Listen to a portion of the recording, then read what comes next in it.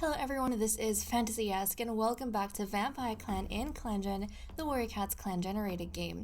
When we left off in the previous episode, our Grand Master Shivering Star was having some doubts about the war because he fell into a pit trap as a result of it and got a really badly mangled leg, which was the first time he was ever personally, aside from the death of, certain family members, affected in his long life as leader by his very troublesome decisions. And in this episode, we are, I think, seeing maybe the ramifications of that just a little bit. So it is currently Moon 42. We are now in leaf fall, so everything looks so red and so pretty and, to be honest, quite vampiric. So without further ado, let's go ahead and check up on these cats. So in the Leader's Den, we have neutrality with Gossamer Clan and hostilities with Wind Clan and Day Clan, who we are currently at war with. Let's take a look at what has happened. Both Vampire Clan and Day Clan tire of the war, wishing for it to end. Blue Jay's constant flea scratching has torn her pelt. I don't know why. Blue Jay seems to have, a flea problem. This is, the second time I think she's had a flea problem. And Shivering Star, Grandmaster Shivering Star, died from a mangled leg. The leader has 8 lives left. We were talking about this last time. We weren't actually sure if he would end up dying from that. And because he is so far along in terms of his age, I was wondering whether or not he would kind of expend all his lives in one go. But apparently, he is a very, very lucky vampire with apparently a very, very, very long life because he's only lost 1 of them. He still has 8 in backup. So things are looking good for him. Things are not looking so good for the clan. Okay, everyone but seems to be in a very good mood, and now that Shivering Star has been, reborn in a sense, he is able to participate in patrols, which is great. Okay, let us go ahead and check up on the Medicine Cat Den. Blue Jay was given plantain as treatment for fleas. Shivering Star was given tansy as treatment for mangled leg, and then he died from it, but now he has 8 lives left. Hazel Petals could not find any herbs this moon. I find it very fascinating that Shivering Star died from that mangled leg after he complained to Hazel Pelt of him not looking after the cats well enough. I wonder if his opinion of Hazel Pelt has been validated, like his negative opinion, because of Hazel Pelt not being able to save his life the first time around. Let's take a look at our relationships. Blue Jay just barely missed a mouse, but Lightsong caught it right after handing it off to her. Blue Jay said she'd cover for Wolfkit, but when it came time, she got Wolfkit in trouble. Pinepaw insulted Master Burnleaf's looks behind his back and thought Burnleaf didn't hear it. Oh, Pinepaw. Master Burnleaf, Blue Jay, and Sunnytail. Okay, so Burnleaf, Blue Jay, and their son Sunnytail had a nice talk while eating. Their invisible son, who I feel like maybe has been getting a bit more attention ever since he became mentor, perhaps. He has been spending time with his mother, and I suppose now father as well. So to some extent, he's kind of being recognized for maybe the good work. Actually, never mind, back up. I was going to say the good work he's doing, because Pinepaw looks like he's in line to be prince, but then Pinepaw just insulted Burnleaf, so maybe Burnleaf is talking to Sunnytail about what the heck he teaches his apprentices. Yeah, maybe that. Master Burnleaf isn't afraid to ask Quiet Flight a difficult question. She is another one of the mentors that we have, of course, for this batch. Twilight Fade and Sunnytail laugh over happy memories together. Now that is a bit of a twist, because we know that Twilight Fade is mated to Lightsong, and Sunnytail has had a slight crush on Lightsong, and he was even, I think, intimidated by how capable and I think how solid of a reputation Twilight Fade had.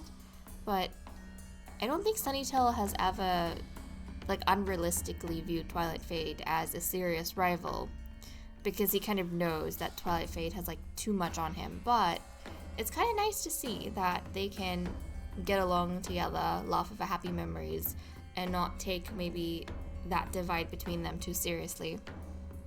Twilight Fade and Ibispaw have to break up a fight between their clanmates.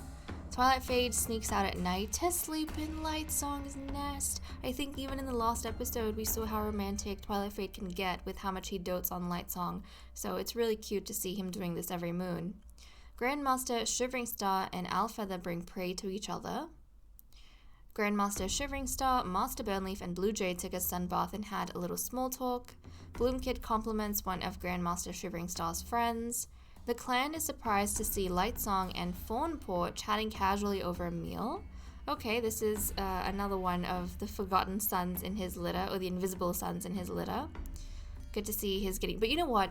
I imagine with the invisible children, like the invisible kittens, even though they interact with their parents, I always in my head imagine that even, like, it might be a big deal for the kittens, but for the parents, it's like they have this meal and they'll probably forget about it.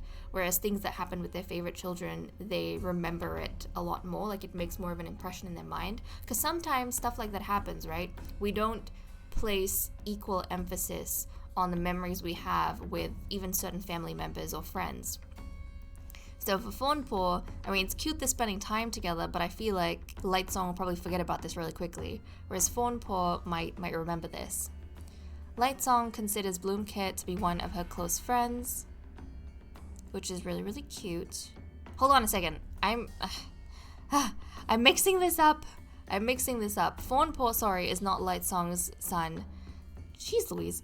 He's Quiet Flight's son. Yeah, I'm mixing it up. Sometimes, this is the other problem with having litters really close to one another, is I tend to mix up the parents. But usually I remember,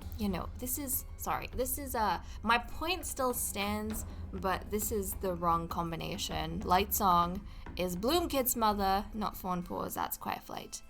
My bad. But Lightsong considers Bloomkid to be one of her close friends. That is her favorite child, so yes, that makes sense. Her favorite daughter. Grandmaster Shivering Star calls out the clan for targeting Quiet Flight. Okay, considering that he has a friendship with Quiet Flight that turned resentful and has stayed resentful. Interesting. But I suppose it's a mixed relationship they have there. Quiet Flight, Master Burnleaf, and Owlfeather had a nice talk while eating. Where Ibispaw is found, Quiet Flight is always with her. Hazelpell talks to Wolfkit about her potential warrior name. Now that's fascinating, because she's very young still. Hazelpelt and Wolfkit debated something interesting for hours yesterday. Okay, so Wolfkit seems to be having a lot of fun socializing with the Nightstalker. Owlfeather wasn't going to help a clanmate, but realized that Fawnpaw would do it in a heartbeat. Sunnytail quickly apologizes after bumping into Grandmaster Shivering Star. They have a small laugh about it. It's also really cool to see how Sunnytail and Shivering Star's relationship has kind of turned around a little bit from when Sunnytail was Shivering Star's fledgling. It was rough at that point in time, but I think maybe even Shivering Star giving Sunnytail mentorship of another cat, I think kind of shows that Shivering Star is in his own way helping to elevate and recognize Sunnytail. So it's kind of nice. It's kind of nice that Sunnytail is able to get along well with him. Pinepaw nearly tripped but was caught by his mother, Quiet Flight. Yeah, these two I don't forget because like they look the same, you know? So, of course, she's gonna step in for her favorite son. Pinepaw makes a small sacrifice that benefits his sister, Ibispaw. Oh my goodness. That's the other thing I've noticed with Pinepaw. He's actually very nice to Ibispaw. And likewise, Ibispaw looks up to her older brother Pinepaw, and Ibis is the middle child, whereas she doesn't seem to get along too well with her younger brother Fawnpaw. They're always kind of arguing, and I feel like a lot of the times it's Fawnpaw instigating that. I wonder if Fawnpaw, who is more talented than Ibispaw, but is the invisible child in the family, maybe feels as though at times like Ibispaw being favored more than him doesn't make sense because she's a bit silly. She's, in his eyes, you know how sometimes we call our siblings stupid. Maybe he thinks she's a little bit stupid, and I feel mean saying this, but like he doesn't understand why Ibispaw gets favored over him when he's more talented than her, and so I think he likes to tease her a little bit. Fawnpaw spends most of the afternoon describing the territory to Bloomkit, and yet Fawnpaw's really nice to the younger girls. Wolfkit and Sunnytail work together to make sense of something a clanmate said. Wolfkit, Fawnpaw, and Bloomkit took a sunbath and had a little small talk. Bloomkit sees Sunnytail be kind to one of Bloomkit's friends, and that is all we have for events, so let's wrap up here and continue with the cat list. Let's continue with the cat list. So first up we have loyalties, where there has actually been some changes. So now among Shivering Star's anti-loyalists, we have Lightsong, Pinepaw, and Ibispaw. Now Lightsong, we know that she has considered Shivering Star an enemy for a couple moons now, but because of her concern obviously for the kind of lives her kittens will have growing up, but she didn't really have the courage to speak out against Shivering Star or kind of show her opinion towards Shivering Star before he died. And I think that's tied to the fact that before this mangled leg, Shivering Star, kind of like an eternal vampire, had never really gotten injured or affected seriously by the wars he was causing, and so in a certain sense he kind of seemed invincible. But finally he got affected and he ended up dying from that, and I think seeing Shivering Star lose a life gave Lightsong courage, because finally it felt like, okay, Shivering Star is not necessarily immortal, and one day sooner or later he is going to pass. He is not going to, be here running Vampire Clan forever. And I think that also gave Lightsong hope that her offspring might live a life under a different, better leader. So that's why she's become an anti-loyalist. Now Pinepaw, he's been spending a lot of time getting reinforced by his mother, Quiet Flight, and even though his mentor Sunnytail is a loyalist himself, Pinepaw's parents, Quiet Flight and Hazelpelt, they are anti-loyalists. And since Pinepaw has been spending a lot of time with his parents and getting encouragement from them, I think his views on Shivering Star have maybe changed a little bit. I mean, he's bloodthirsty, and I think Pinepaw doesn't necessarily have a problem with wars itself. If anything, I think he approves of Shivering Star's attitude to fight the vampire hunters, because I don't think Pinepaw believes their lives as vampires should be anything else.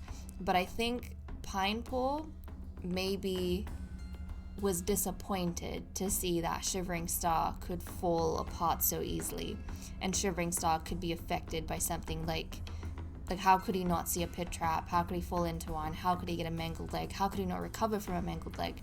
I think all these things have made it so that Shivering Star is no longer this hero on a pedestal for Pinepaw anymore.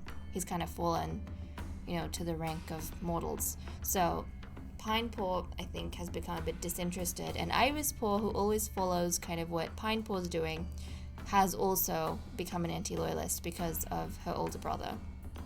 So that's what we have with our loyalties. In terms of relationships, I didn't notice anything too significant to go over. We obviously don't have any whispers we need to do, so let's just go ahead and see what everyone is doing for the day. Grandmaster Shivering Star is pretending to be busy. Master Burnleaf went out to hunt by himself. Hazelpelt is crushing leaves under his paws, so he's very hard at work in the medicine cat den. Twilight Fade thinks about Star Clan and maybe some of the cats that have passed on. Blue Jay doesn't want to go on dusk patrol. Quiet Flight is having a nice conversation with the cats guarding camp. Lightsong is looking forward to the next gathering. She wants to kind of sneak in and see what the vampire hunters have planned. Sunnytail wonders if it's too late to become a whisper. This is the third time I think Sunnytail has thought about this, but recently he's been getting along well with Twilight Fade, so I don't know if it's a rivalry thing. I think it's more of a admiration thing for Twilight Fade, maybe hoping that he would also one day become like Twilight Fade. Owlfeather daydreams about being a warrior in Leopard Clan. Pinepaw cleans the clearing of fallen leaves. Fawnpaw wonders if he'll be allowed to go night hunting soon. Ibispaw is hoping she finds an opportunity to slip back to her nest. Wolfkit is feeling perplexed, and Bloomkit wonders how Sunnytail is feeling today. Oh, Bloomkit, that's really cute of you. That's actually really, really cute. Maybe she saw Sunnytail kind of being really nervous and going back and forth and looking at Twilight Fade and thinking things. And Twilight Fade is Bloomkid's father, so she got kind of curious and she was like, I wonder how Sunnytail's feeling. He was talking about my father and feeling a bit odd the other day. Okay, oh, and also, before I forget, we need to check rankings for the Fledgelings, because that is going to essentially decide who is going to be our prince or princess in the next episode when they age up into Mistwalkers and have their graduation ceremonies. Now, I'll do a final check after patrols, like just in case, but I think this is going to determine what happens in the end. So, okay, they were consistent all throughout. Pinepaw is first place, best of his batch right now at 53 experience. Fawnpaw has 45 and Ibispaw has 38. So there's really, I think, no situation in which this is probably going to change. And Pinepaw, I'm so proud. I'm proud of Fawnpaw as well, though, because both of them have been really, really consistent with their results. I don't think I've seen any batch this consistent, like from start to finish, not having any changes. So, okay, let's cut the recording here and we'll continue with patrols.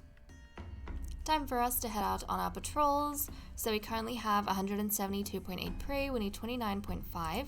We'll send out Hazel Pelt first off and see how he goes. In the crisp, cool air of a leaf-fall morning, it should be easy to find wild garlic by scent. Proceed. The garlic won't notice leaf bear until it actually hits, one of its good traits that make up for its stinkiness. Hazel Pelt is able to bring a good harvest of both the garlic and mallow home. So mallow and wild garlic were gathered, and it seems as though we're going to have bigger patrols this time around. So we have a patrol of 6 and a patrol of 4. Let's see how they're distributed. Look at that. Look at that. I mean, it's not a patrol of 3 or 2, it's a bigger patrol of 4. But even now, it seems as though Pinepaw has this advantage because of Sunnytail. Sunnytail's teaching method is really good, and he knows he's experienced. And what I've noticed is instead of keeping Pinepaw with himself, he consistently sends Pinepaw out. Actually with Bluejay and Elfeather quite a lot, but he sends even Shivering Star at times, but like he sends Pinepaw out with other cats who are more experienced to observe them and learn things from them and come back and kind of report to him. And whatever method he's using, like this is working really well. Whereas the other two fledglings, their mentors keep them close. So Burnleaf is keeping Fawnpaw close for his final patrol, and Quiet Flight is keeping Ibispaw close as well. And then of course we have Lightsong and Sunnytail on the big patrol. So let's send these guys out and see how the final patrols for these fledglings go. In the middle of remarking the border, Master Burnleaf finds a distinct scent trail has crossed it. Proceed. Sunnytail tells Master Burnleaf he's as good as scent blind, and the patrol ignores the scent. Your clan's reputation towards outsiders has remained neutral. Okay. And then we have Pinepaw, so it was uneventful for the other two. Then we have Pinepaw, Alpha, Bluejay, and Grandmaster Shivering Star, so let's see how eventful it is for Pinepaw. The patrol hears a strange thwacking sound the other side of a boulder. After initial confusion, the patrol realizes that it's the courting season for the goats that live on the mountain. The sound must be 2 buck goats engaged in a fight. It must be quite the spectacle. Proceed. Alfeather creeps closer, wanting to watch the show. Unfortunately, she accidentally steps on a dead leaf, and the crunch alerts the 2 bucks. The patrol watches in disappointment as the 2 bucks bleat and run from sight. All that bravado, and they were scared off by a leaf. Okay, so I think for both patrols, it was very, very uneventful. They didn't really get anything exciting done, but at least they were nice and safe. And once more, results are consistent. Pinepaw has 54 experience, Fawnpaw has 46, and Ibispaw has 39. So in the next episode, when our fledglings graduate and become Mistwalkers, we are going to award Pinepaw, along with his Mistwalker name, like his warrior name, he is going to get the title of the Pine Prince, which is actually really cool. And I think I've started getting used to this idea with him being the Pine Prince from a very early age, so if anything had changed, it would have been very strange for me. But I'm proud of him. I'm really proud of him. And that is all that we have done for today, guys. Thank you so much for watching. I hope you all enjoyed, and I will see you all next time. Bye-bye.